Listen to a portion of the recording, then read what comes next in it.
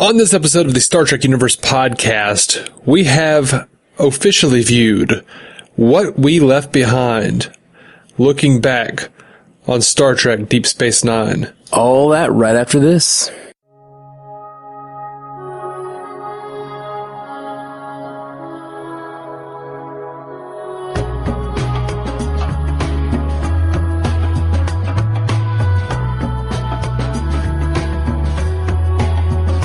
Welcome to the Star Trek Universe podcast. My name is Matthew Carroll. I'm David C. Robertson. How you doing, buddy?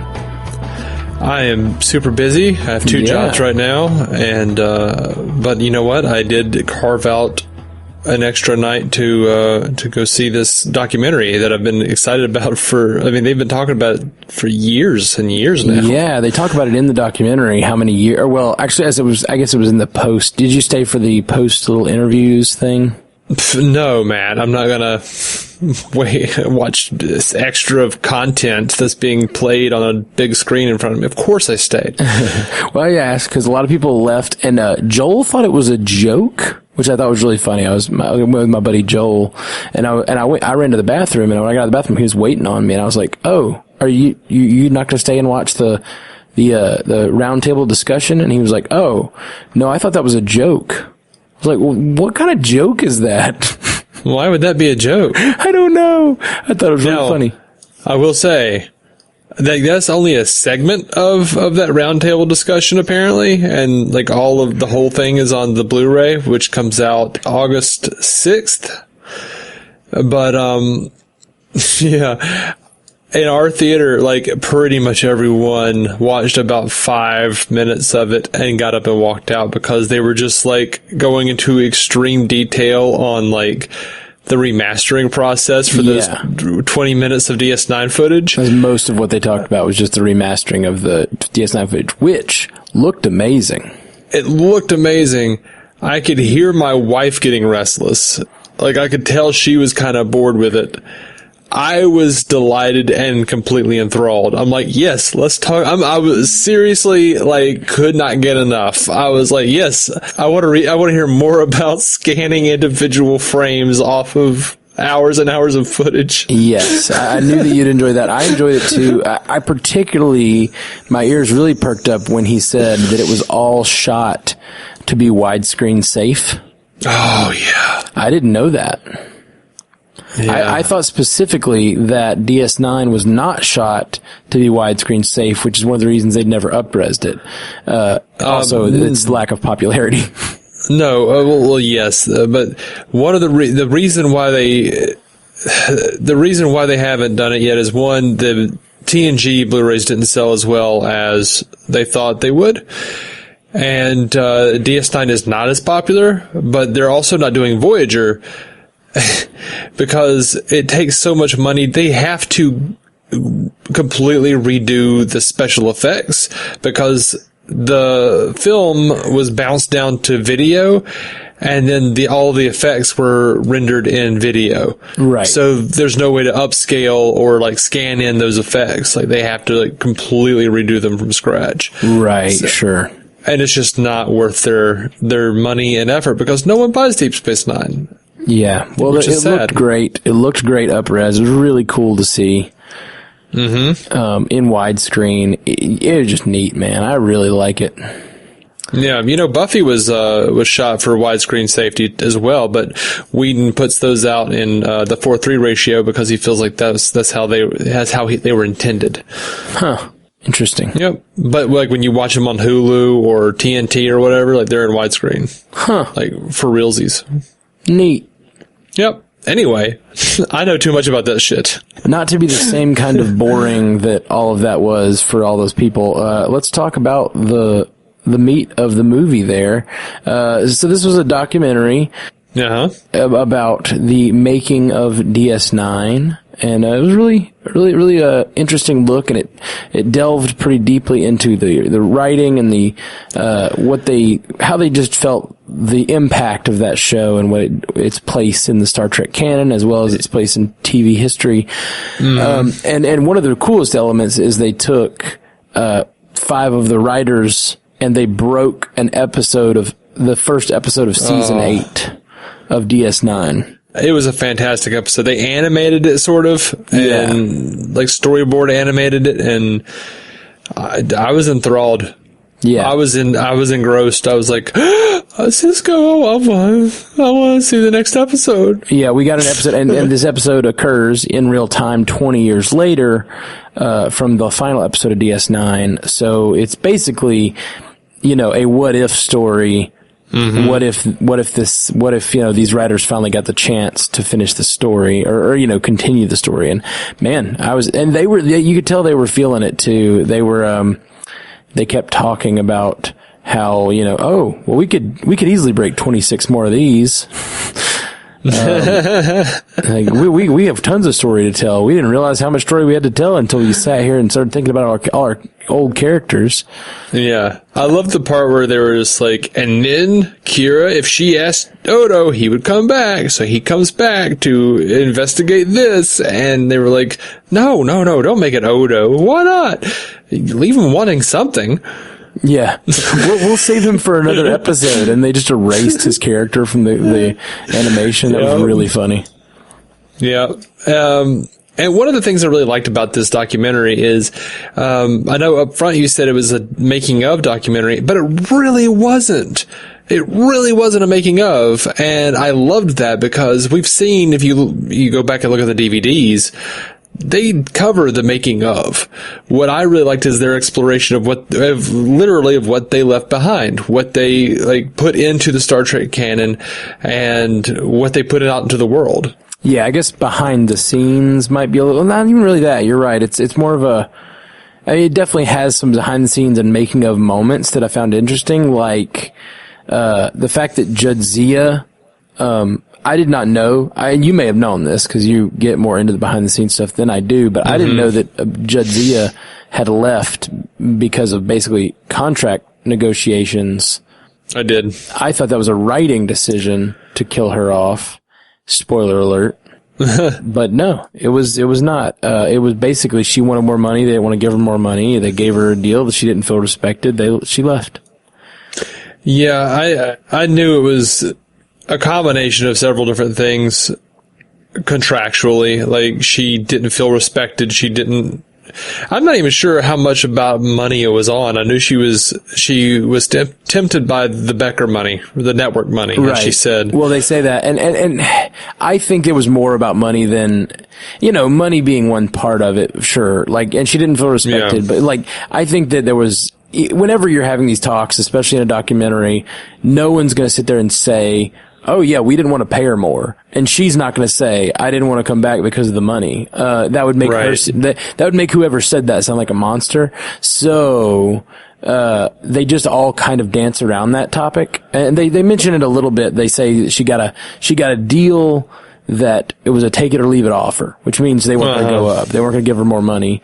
And then they say that she was, had network offers, which network means more money.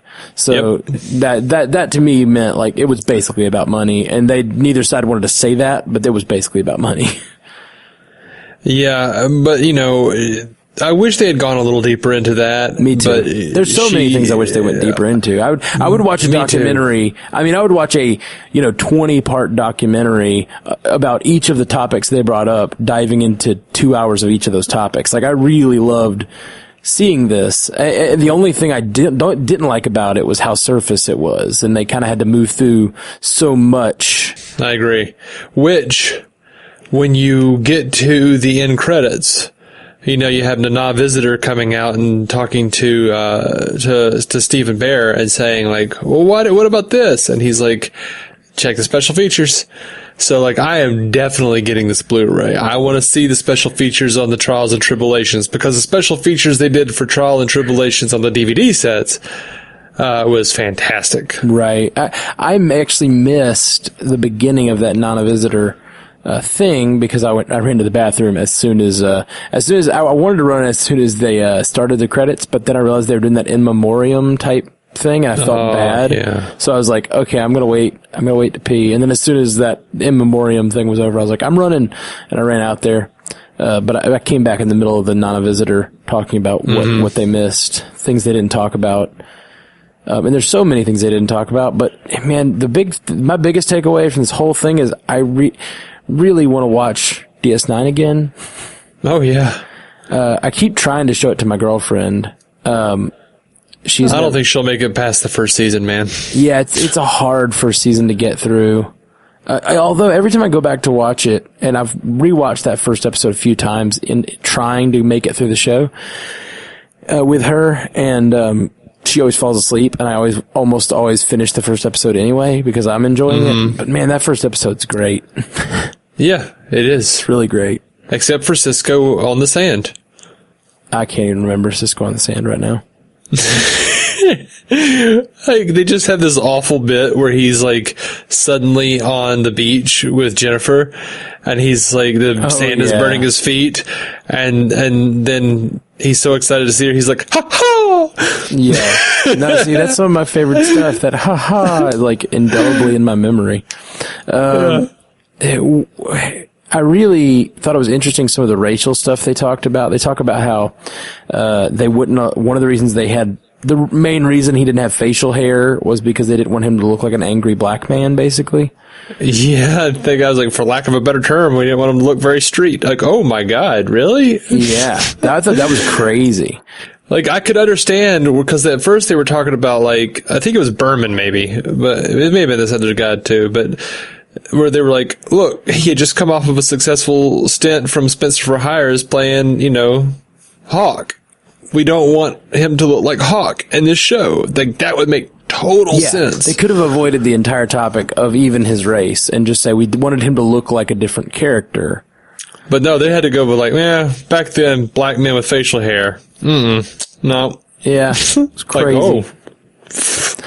That's some crazy stuff right there. But I one of the reasons I like the hair change over time is because I feel like it visually marks his progression as a character. I agree. I don't mind it in retrospect, but when I think of Cisco, I think of bald-headed, bearded Cisco. When I played Star Trek Online, when I made my character, he was bald-headed, bearded Cisco. Right. And yeah, Cisco is my favorite captain. Mine too. Did you get to see the bit in the end credits where she was like, what about the pale moonlight? And he says, well, it was in, and then we cut it. And then it was in, and then we cut it. And he's like, and I can live with that. I can live with that. You know what I'm talking about? It was great. That's real good. It was so great. No, I didn't see that. That's really funny. I hate that I missed that. I thought they were done, and I really had to pee. I shouldn't have drank water before the show. I didn't think this would be like an in-game type experience where I had to not drink water for 4 hours before. But I guess I'm getting to that age where even normal length movies. Yeah. Hey, I mean, 2 hours and 10 minutes is something to scoff at, Oh, yeah. I didn't realize it was going to be that long, honestly. Honestly, I even went out, literally was drinking a liter of water before the movie, about an hour before the movie. And I was like, you know what? It's a documentary. I bet it'll be like an hour and a half long. I didn't even think to check. I just was like, I bet it'll be short. Yeah. And then it was 2 hours and 10 minutes. Plus, I don't know if that counted the end stuff I guess it probably did. Yeah, I have no idea. But anyway, I enjoyed it. What would you rank it? Did you like it? I don't know what I would rank it. I thought it was better than, and I don't really have a lot of, it was definitely better than Trekkies. Yeah. Yeah, that's for sure. I think the closest thing I would approximate it to would be, the recent Adam Nimoy Spock documentary, For the Love of Spock. And I feel a lot of the same way about it because, For the Love of Spock did a thing where Adam Nimoy, and I get it, it's Adam Nimoy, is Leonard's son directing the thing. I thought it was going to be much more about the character of Spock, and because Leonard died in the middle of him making it, it became much more of an exploration of his father. Right.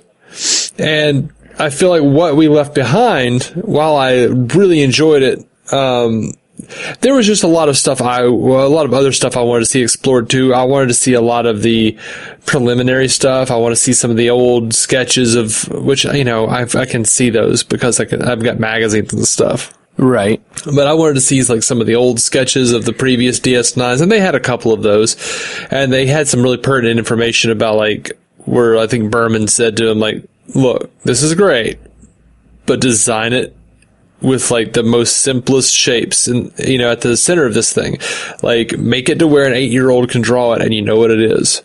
That's a fantastic piece of advice. Yeah, it is. So I love that kind of stuff. Like I wanted to hear more about like, you know, how Richard Dean Anderson was in talks for the role of Cisco, you know, like I wanted to hear like who could have been. I love all of that kind of stuff. I would have liked to have seen a little more behind the scenes.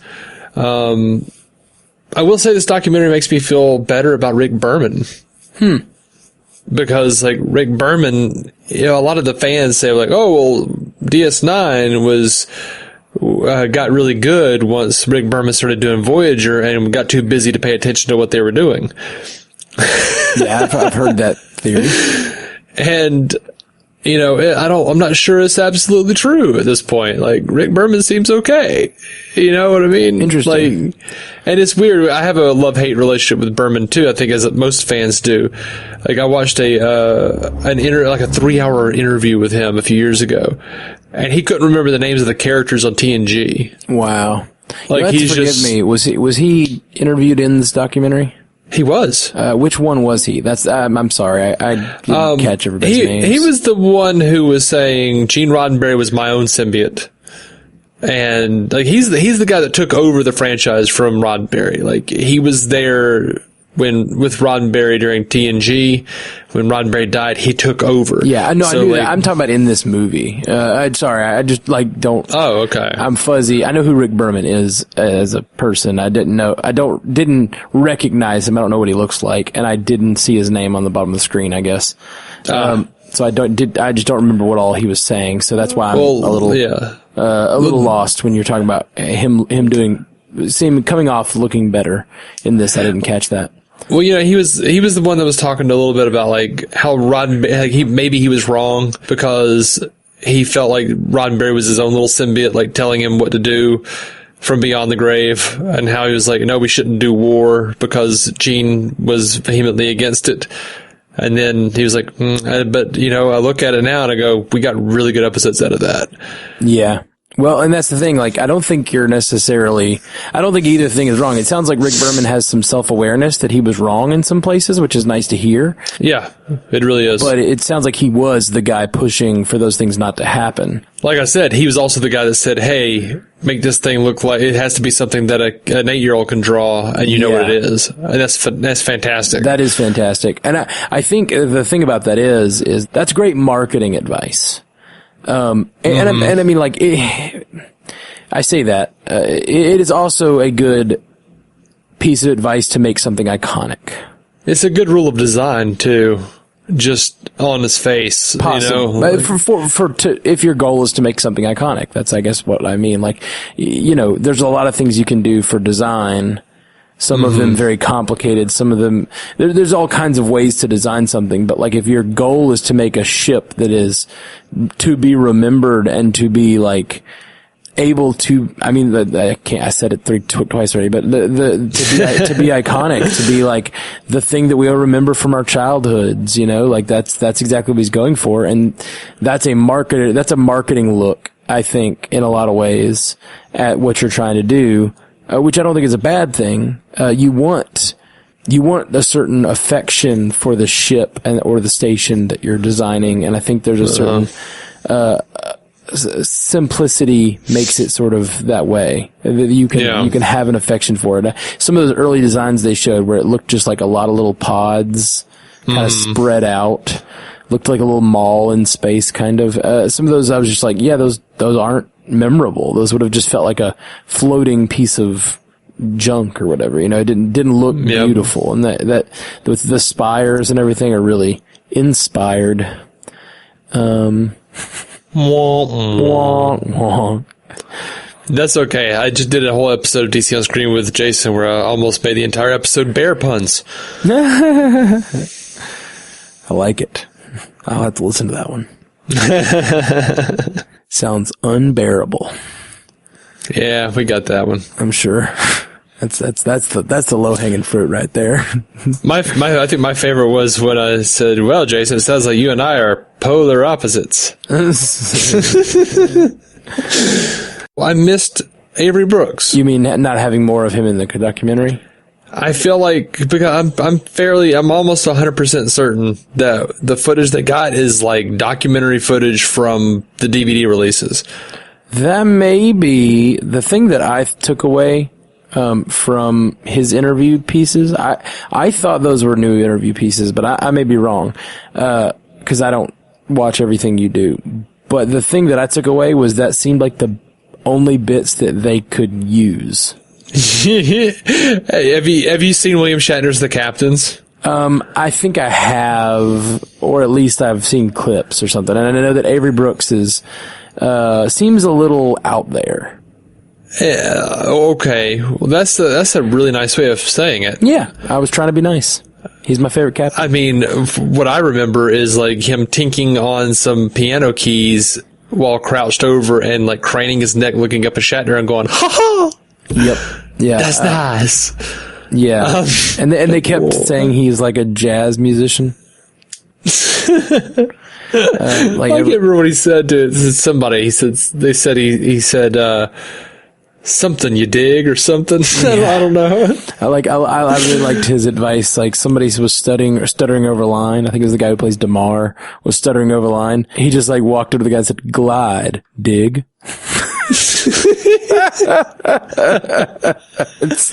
And then he told another guy to slalom. Slalom, dig. Oh man, he's just such a funny, interesting person. I would like to see more interviews with him, but I think they left him out for a reason. I think he sounds a little unhinged when he talks, especially now, and it maybe his age getting to him. Oh, that's another big takeaway from this. Everybody, especially it seemed like the first bit, everyone looked so old. I don't know. I guess it just didn't register with me. Like the one thing that I just thought was like, it was funny because my wife had a similar reaction, which was like, "Wow, Nana Visitor is still really banging, dude. She's still hot." Yeah. Oh yeah. None of it. I think all the females aged well. Yeah. Like all of the men aged poorly. All of the females sort of aged well.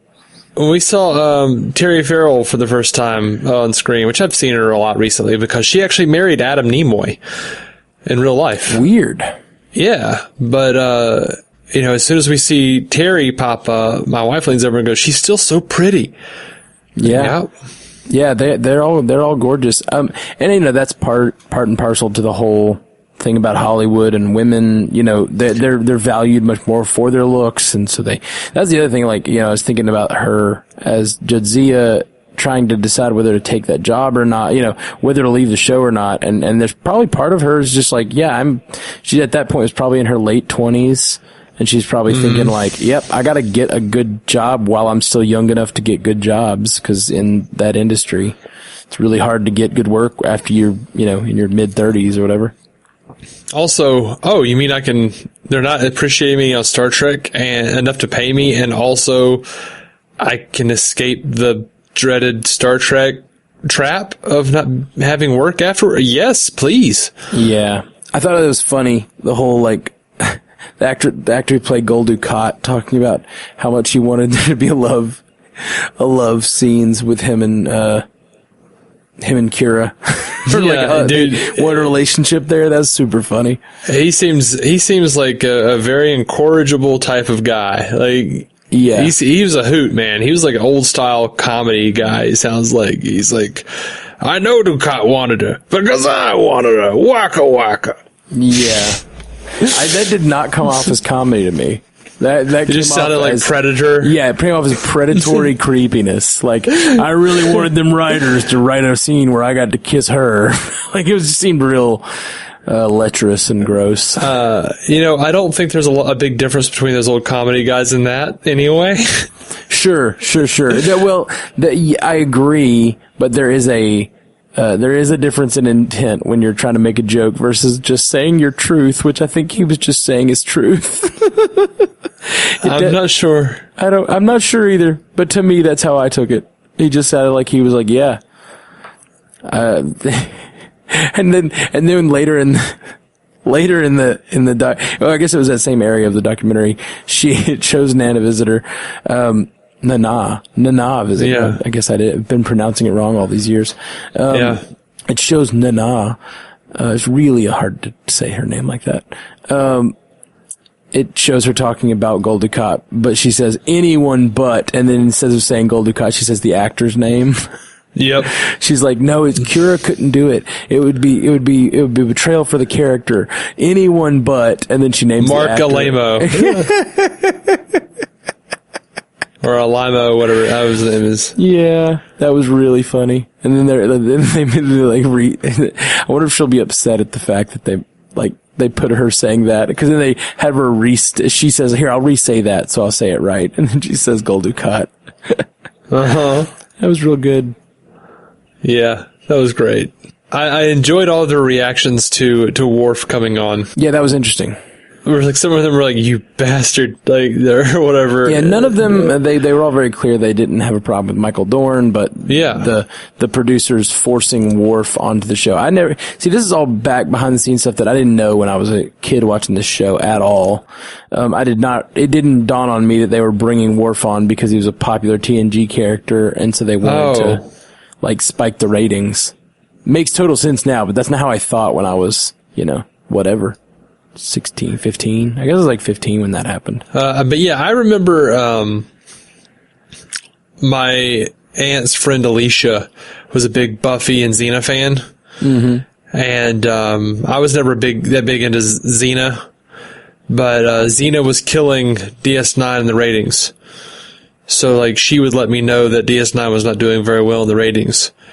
And I had started keeping up with it because I was worried about Deep Space Nine getting canceled. And then Worf was introduced, and I was like, oh, that's why. Yeah. So I was very aware of it. That's funny. That's just not, I was not, I honestly, I probably wasn't even thinking about it at that point. No. I didn't mind, though. Yeah, no, me neither. I like him a lot. I like, Worf makes a good show better. Yeah, for sure. I loved, I guess you could say his name, Colum. I learned many things about these people. Colum Meaney, Chief O'Brien. He's like, I'm sitting there getting me with a wee bit of powder. and Dorn is going, you bastard. Yeah, that was really great. I would have loved to have heard more from him. Apparently Cole Meaney would, complain about his 5 minutes in the makeup chair while Michael Dorn is sitting for hours. It was real good. I recommend it for sure. If you're a DS9 fan particularly, it's very much a love letter to DS9. That's very much what they're doing. They're not even trying to be let's analyze, it's a fan film. I mean, it's made by the producers about how much of a fan of their own work they are. Sort of. I feel like it was also a little bit, well, actually, they talked about it, after the credits. They introduced the producers who had come forward and said, hey, we want to do a DS9 documentary. So, obviously it wasn't Steven's idea. He just sort of wound up being the William Shatner of it, right, as they put it. Well, and he says that he wanted to make it to validate the actors and actresses who were on the show because it was such a less popular Star Trek series when it aired that he wanted to kind of show how it had aged, and the kind of place in history that it held, I guess, and validate the work they'd done. And as he did it, he brought in more of the writers and producers and made it more of broadened the scope of the documentary. Of all the Star Treks, I think it holds up best. I really do. And it really, it's such a pioneer in so many areas. It really is. I loved the bits where they had people laughing and reading the negative fan feedback and stuff. Yeah, that was fun. Fun. I could have dealt with more of that. I would have liked to have heard more from the actors. But I could have watched 3 or 4 more hours of this documentary. Yeah, this could have been a Netflix series where they drop, each one of these topics they go really in depth on, and I've watched every episode. I really loved I really liked watching the writer's room. I wanted so much more of that. Yes. That's the thing I wanted more than anything. I would love to see an entire movie. You want a DS9 writer's room masterclass? Yes, I absolutely do. And they were doing it so effortlessly, it looked like. That was actually my problem with it. I am fairly certain it was staged.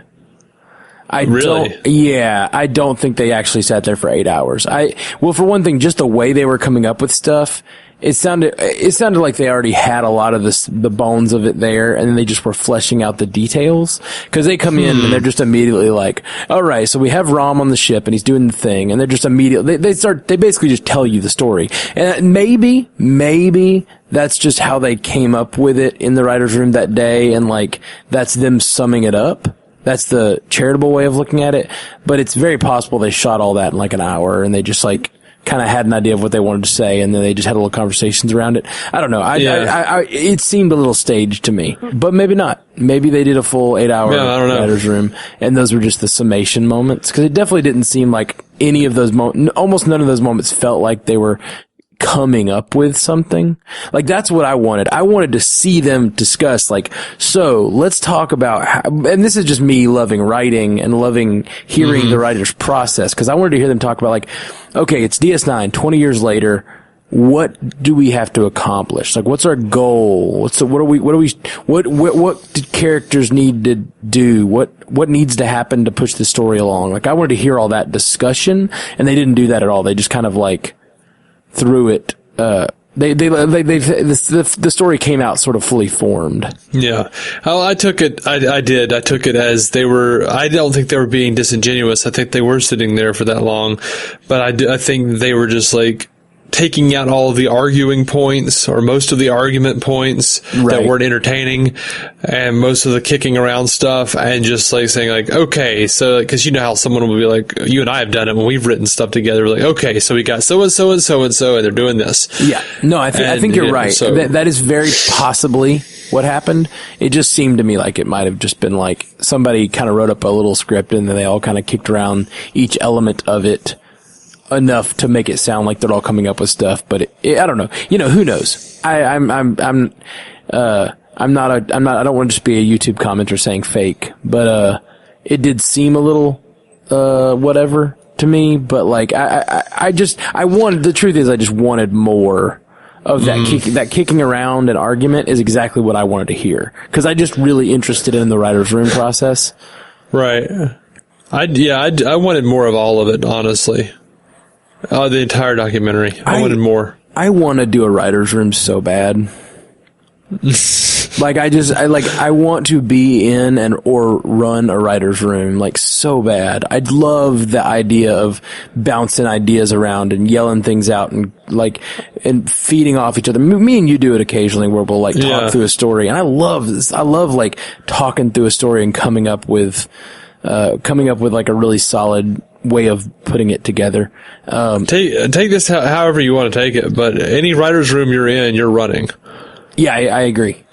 I agree, and I agree. I don't know how to not be a little bossy, and I think I don't know if it's a strength or a weakness. It's probably a little bit. It's probably both. Like I at some point I had to stop being. At some point after years, I had to stop having jobs because I can't. I'm a horrible employee. I'm just a horrible employee. I will. Me and you both for years were delivered pizzas, and while I was doing that, sometimes I would just straight up tell the boss no. Oh no, I won't do that. Like that doesn't make sense to me. Like, I see why you're asking me to do that, and it's just busy work, and I will not do it. Like, and I'm a bad employee. I turn things. I'm bad. I don't know. I don't know how to have a boss anymore. But yeah, you're probably right. I would love to run a writer's room. That's the truth. That's right. I don't know how to, but I'm all about honesty. I want you to shed, the falsities in what you're saying. You just want to run a writer's room. Like, Oh, I do. I absolutely do. Like, there's no kidding about it. I would love to run a writer's room, but I can't imagine myself spending the years in writer's rooms to learn to run them. Right. Or ever actually sitting down to write a script. That's the other problem. Yeah, that's a big problem. Like, you could maybe become, just like an auteur and just sit down. If you just sat down and wrote a script, and actually did something with it. Yeah. You might be able to be like, catapulted to the auteur status where they just let you do whatever the hell you want. But otherwise, you're not getting in the head of that writer's room. No, there's no way. I'll never accomplish that because I'll never sit down to actually write something. That's my problem. It's my problem, but it's also every time I start to sit down to actually write something, I did a couple weeks ago. I had a few movie ideas and things pop into my head, and I actually sat down and did some story circle work where I was like trying to come up with the story beats of some things and trying to work on them. And then I just and then I go, wait, what are you doing? You need to work on music. Music is what you have devoted years and years of your life to. Like, stop spending 3 days writing a story and go and finish this music that you need to be doing. Like, I sometimes dive into something I shouldn't. Well, yes and no. I don't remember his name. There was some guy who specifically writes. He studied music for years and then realized he had a love for narrative. But the way he writes is somehow inspired musically, the rhythms of the words. I can't explain it because I'm not a music person. I think that's definitely possible. And who knows, maybe I will make that transition and do some stuff someday. I would love to. But honestly, I would love to run a writer's room where someone else was doing the actual writing, and I was just I really like thinking about what beats should happen in a story. Mm-hmm. I love that's exactly why I wanted him to slow down and listen more to those writing room conversations. I love coming up with the overarching points and the character movements and what certain actions mean to certain characters and all that. But then the actual sitting down to write the thing and deciding what words go where, I'm not interested in that at all. Yeah. It's just a weird thing. Yeah. I was simultaneously, impressed by how much they were holding back on naming names for producers. Like the producer told Terry Farrell she was replaceable, basically. Or, just they seem to hold back a lot on dirt.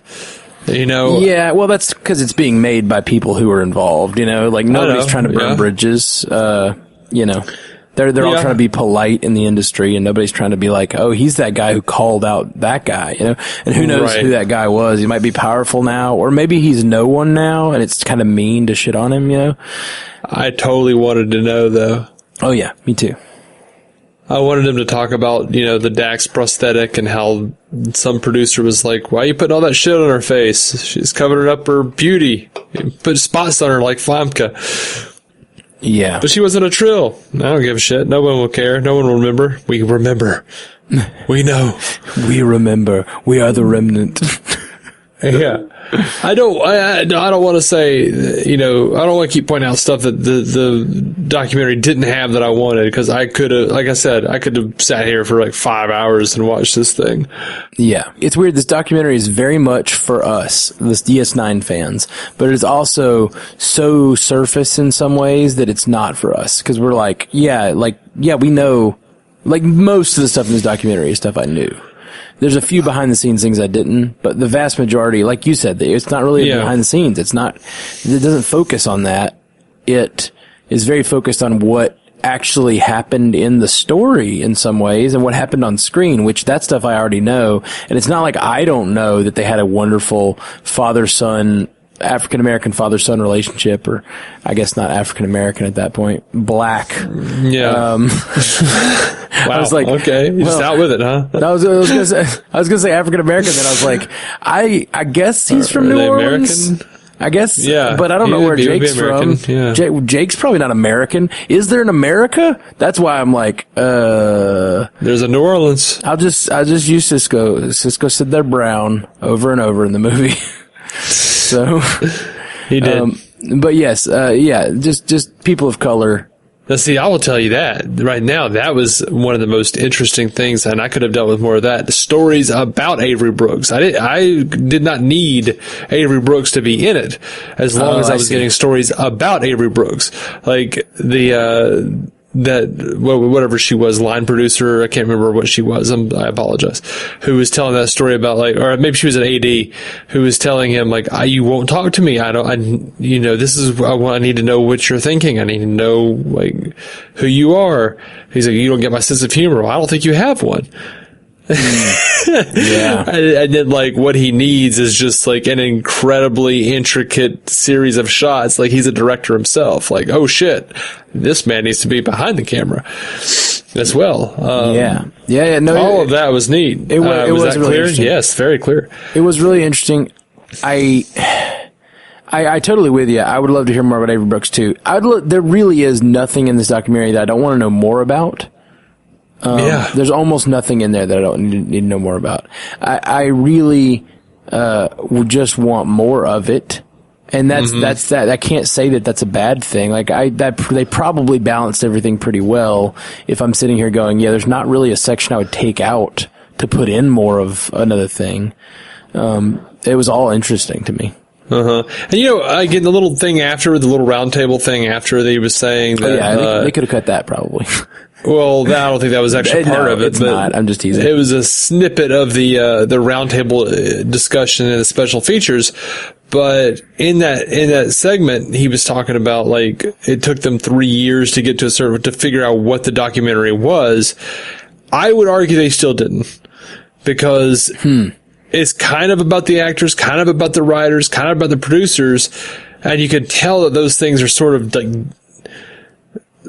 kind of came along at a different time, because in some ways it was about, like, how the cast didn't get their due and whatnot, and then no one got their due, and I can see how that evolved. But then it's also like, let's sit down and break this 8th season episode, which I loved. Yeah, and then it's also about the impact the story had on television / its place in history, and like that's a big, like, all of those are big topics. And I agree with you. They could have picked one of those and made a compelling documentary about it. They probably still could. They could probably take the footage they have edited for this and just or they have filmed for this and just make a more in-depth documentary about each subject if they wanted to. Yeah, they really could, I think. And wouldn't have to spend all the money up-resing more footage. They could just make interviews. Apparently Avery Brooks said he didn't want it to be a talking heads thing. He wanted something interesting, which is why they said they'd break that season 8 episode.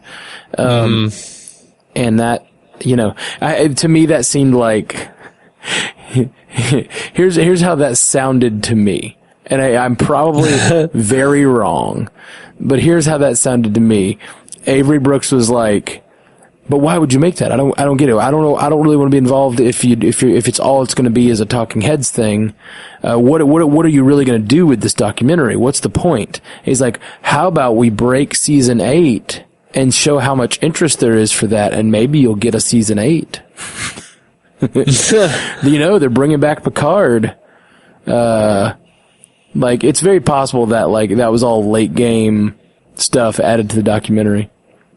I don't think it was there to entice Avery Brooks, because I don't think Avery Brooks would be interested either way. Yeah, that's just what he said in the movie. He said the whole thing was enticed to, or that's why they had included that part, right? He said he was trying to get Avery Brooks to be involved. He's like, he didn't want to just be a talking head thing. Or maybe he was talking about one of the producers. I don't know. Maybe I'm not sure. I don't think it was Avery Brooks. I don't remember that. I thought he said it was Avery Brooks, but maybe I'm wrong. Avery Brooks doesn't seem like he would have that on his mind. I don't know. No, I don't know what's going on with Avery Brooks exactly. I know he's had a couple of DUI instances in the last few years, and I don't know. I really don't know what's going on with him. I don't know either.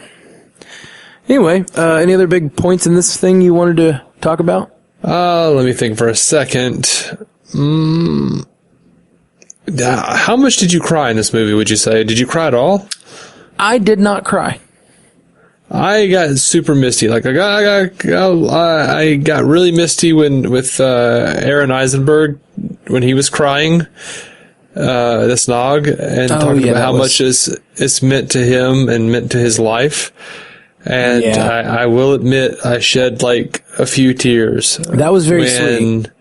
When they were doing the little photo shoot, they had a picture of Michael Piller. Right. Because he's passed away. And he died of cancer. I think it was cancer several years ago. And he changed so much about Star Trek. Like as like the head writer, he instituted that, like they were saying in the documentary, he instituted the open door policy on scripts, and that's how Ronald D. Moore got his gig. Wow. And of course, absolutely. Yeah. So, he was an interesting dude, and I won't say I always agreed with everything, because he was committed to trying to keep like the Roddenberry vision. I'll say the post 80s Roddenberry ideal a thing. Right. The no conflict rule, but I think by and large, and it might be because he's passed away, but by and large, I don't think any of those writers, I don't think I've ever heard any of them say that he didn't make them a better writer because of it. Yeah. Because of him saying, find a better way to do it without the conflict. If that's this is his universe, if that's what he wants, that's what he gets. Find a better way. I don't necessarily agree with it, but I do think that, he had an interesting way of handling it himself. So he was a head writer on DS9 for how long? I'm not sure where let me see. Because, this show had tons of conflict, Yeah, he was head writer on TNG. He took over, I think, in season 3. Okay. But he was also co-creator, I think, of DS9. I think. Yeah, well, honestly, even if the stories didn't turn out as well because of the lack of conflict from time to time, like, still having you have to be creative to come up with stories in different ways is still challenging. See, there you go. After 2 seasons with DS9, Piller left the show to help create Voyager. There you go. Yep. Yep. So maybe, no disrespect for the man. He did some great things. I love TNG, but it sounds like he might have been that Berman issue that you talked about for years. You say that, but I think he had a different view of it than Berman did. Like, he was okay. He was down with like protecting the Vision, but then again, you also, look at some of his early treatments of Star Trek Insurrection, which was a wholly different movie, before his production. Yeah. And, he had started writing a book called Fade In years and years ago before he died. He never finished it, but someone leaked it and I've read it. I have it, but, because that's who I am. But yeah, it's fantastic, and gave me a lot of respect for the guy, honestly. Yeah, that's cool. Yeah, I don't know anything about the man except for that he had a part in the series that I love. Yep. Yeah, so he co-created with Rick Berman Deep Space Nine, and he left after 2 years. Okay. But he was like, I think it was season 3 and on. He was supposed to leave at the end of season 3 and then was asked to come back for another year, and he basically became, I think, head writer of TNG, which is basically when that show started getting really good. Right. Yeah, the later seasons of TNG are great. That about wraps up my thoughts on this movie. You should definitely check it out if you're a DS9 fan. Absolutely. You really should. Yeah. It's a great movie. You didn't get a poster, did you? I did not get a poster. All right. So there were posters in our theater, the theater that me and Bethany went to. And we got our posters, and then I got posters for my sister. Because here's the thing: the posters are 11 by 17 inches. On one side is like the gotta be the Blu-ray art of like not Michael Piller, sorry, Steven Behr, with his big purple goatee, with his hands out, like cupping DS9 as if he were some sort of god. But on the other side is some really nice artwork of Esri's starship from the season 8 pitch they did. Mm-hmm. So, I had to get two for my sister. I'll give you 2 if you want. I would love to. But that gives me 26, 28 more, because everyone had left the theater and they were like, we're just going to trash those, take as many as you want. And we were like, all right. So if you guys didn't get a DS9 poster and you want one, because let's be honest, there's so much TOS and TNG merchandise out there. Even as they say in this movie, they say that all the merchandising is for that stuff. I needed a little DS9 in my house. A little more, anyway. So if if you want it, I'll send it to you. Let me know. Drop me a line. You can davidcrobertson@gmail.com. I'm on Twitter at davidcrobertson or Star Trek UCast. At Star Trek UCast@gmail.com. Let us know. We'll get you a poster or 2 out, man. Yeah, that's super cool. Super cool of you to grab all that, Dave. So yeah, y'all send us a message. We'll send you a poster. Yeah, that's pretty awesome. Woo! I might throw something else in. Wink. Ooh, might throw something else in. I don't know. I said might. It's not a promise. No, it's not. He means his kisses. He'll kiss it for you. You'll get a wet poster and I will have licked it. I licked your poster. That's right. That's right, folks. You will get a licked poster from David C. Robertson. I like it. That's weird. All right, guys. Well, thanks for hanging out with us tonight. We'll be back with you soon. Like Dave said, he's been real busy with a new job. But we got to do this one tonight, and hopefully in the next couple weeks, we'll get to some more. And, Picard starts in just a few months. So up till then, we're probably going to do some, various evergreen type of episodes with some older Star Trek that we love. Maybe do some of our favorites, or maybe, I was thinking would be cool in this little off season. What's that? We talked about doing some of the movies, which I really would like to do, but also maybe do some highlighted Picard episodes. Just you might just be able to, off the top of your head, name a few, but a few of the quintessential Who is Picard episodes. Yeah. Off the top of my head, I think of Picard's Magic Flute, The Inner Light. This is what that episode is called. The one where he turns into the cyborg and back. Yeah, that's Best of Both Worlds, part 1 and 2. Yeah. We get it. You don't know what the episodes are called. Well, in my defense, I actually did know all 3 of those. Right. I knew it too. You're such a fake. Phony. Such a phony. I'm going to pull a Holden Caulfield on you. I like to play my role as the one who's dumber about Star Trek canon than you. That's my role in the podcast. You're the one who knows more than I do. So sometimes I like to embrace that idiocy. Okay. I enjoy it. I understand. All right. We'll be back soon with more Star Trek. Peace. Live long and prosper. Hey guys, this is Dave popping back in before the end credits here. In reference to the Terry Farrell situation and why she left the show. I did a little digging, and this is what I found via Memory Alpha. There were many rumors as to why Farrell left Deep Space Nine. Some believe she wanted more money. There were differences with producers, or she had arguments with fellow cast members. In the 50-year mission, The Next 25 Years, which is a book that I have been planning to read for a long time, by Mark A. Altman and Edward Gross, Farrell revealed she had had enough of Berman, whom she described as a misogynist who regularly criticized her appearance. When her contract ended, she wanted to do less episodes, but he refused. Quote, basically, he was trying to bully me into saying yes. That's to another season, by the way. He was convinced that my cards were going to fold, and I was going to sign up. He had another producer come up to me and say, if you weren't here, you'd be working at Kmart.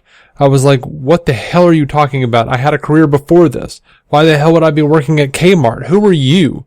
Just to be jerky, he'd call me in my trailer. Have you been thinking about it yet? Are you going to sign? Like right before I had a scene. It was that kind of thing. Rick Berman said I was hardballing him. And I was like, I'm not. I just want to have a conversation. You're giving me a take it or leave it offer, and I'm not okay with that. So I finally did have a conversation with him, and I asked to cut down my number of episodes or just let me out. Now, David Stipes, visual effects supervisor for the episode where Farrell made her last appearance, was present at the shoot, and he said this, quote, Terry Farrell's contract was up on DS9 as she was leaving the show. The story going around was that she did not wish to leave, but the producers would not grant her contract requests. As the visual effects supervisor, I was on the DS9 set to oversee the effects needed for her last scenes on the series. Terry was not very happy and was giving tearful goodbye hugs to her production crewmates.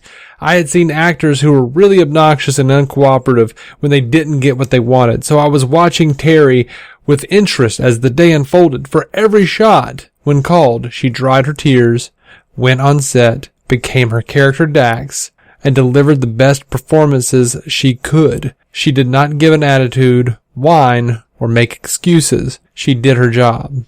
So, yikes. So much for feeling better about Rick Berman. Is something bothering you, Major? You don't want to ask me that, Commander. Why not? Because I have the bad habit of telling the truth. To reach out to us, hit us up at StarTrekUcast.com, at Star Trek UCast on Twitter, Star Trek Universe Podcast on Instagram and Facebook. Just search for us there, or send us a message at StarTrekUcast@gmail.com. If you'd like to hear more from David C. Robertson, check out the DC On Screen podcast or maladjusted.tv. And if you want to hear more from Matthew Carroll, that's me, check out the Marvel Cinematic Universe podcast, or go listen to my music at MatthewCarrollmusic.com or anywhere you get music.